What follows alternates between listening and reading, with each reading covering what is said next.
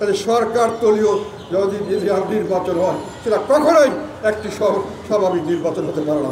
সেটা একটি পাতানো খেলা নির্বাচন হবে, যেখানে যেখানে আমাদেরকে বাধ্য হচ্ছে আওয়ামী লীগকে বাধ্য। আমি এটার কারণটা আপনাদের বলতে চাই।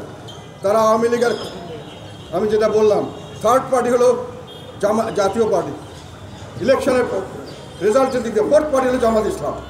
এখন প্রশ্ন হলো আওয়ামী লীগকে বাদ দিয়েছি, এখন যদি মানুষে মনে করে যেটা প্রচার করছে অন্যান্য দলরা, অনেক সময় বিশেষ করে জামাত ইসলাম প্রচার করছে কি যে আওয়ামী লীগের এক এপিট আর ওপিট হলো বিএনপি, এটা প্রচার করার অর্থ হলো আওয়ামী লীগের এক।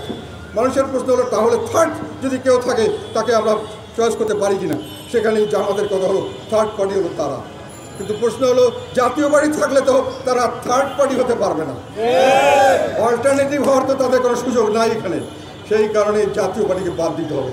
তারা বিএনপিকে বাদ দিচ্ছে, তারা আওয়ামী লীগকে বাদ দিয়েছে, এইটার আমি কোনো অর্থ দেখি না। আওয়ামী লীগকে আপনি দল হিসেবে বাদ দিতে পারেন না। আপনি যদি আওয়ামী লীগকে বাদ দিতে চান তাহলে তার মামলা করে যেটা দোষী সাব্যস্ত করতে হবে দলকে।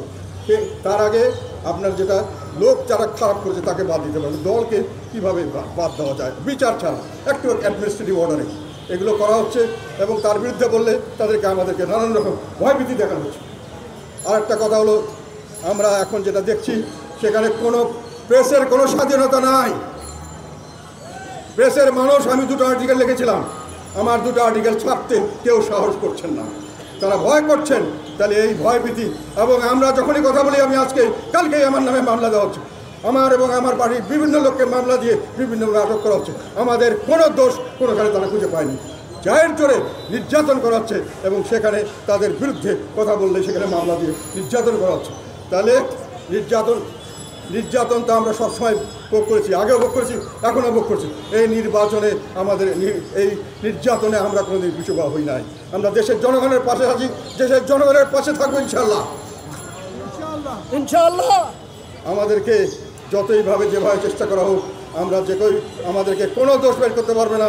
এই সংগ্রামের সময়, এই যে আমরা এই আন্দোলন, জুলাই আন্দোলনের 1 তারিখ থেকে শুরু করে প্রতিদিন আন্দোলনের শেষ পর্যন্ত আমরা প্রতিদিন এই আন্দোলনের সঙ্গে ছিলাম, এবং এইটার একটা প্রমাণ আমরা বিভিন্নভাবে, আমার কথা নয়, প্রেসে যেটা উঠেছে, টেলিভিশনে জায়গাছে, এগুলো আমরা দেখেছি।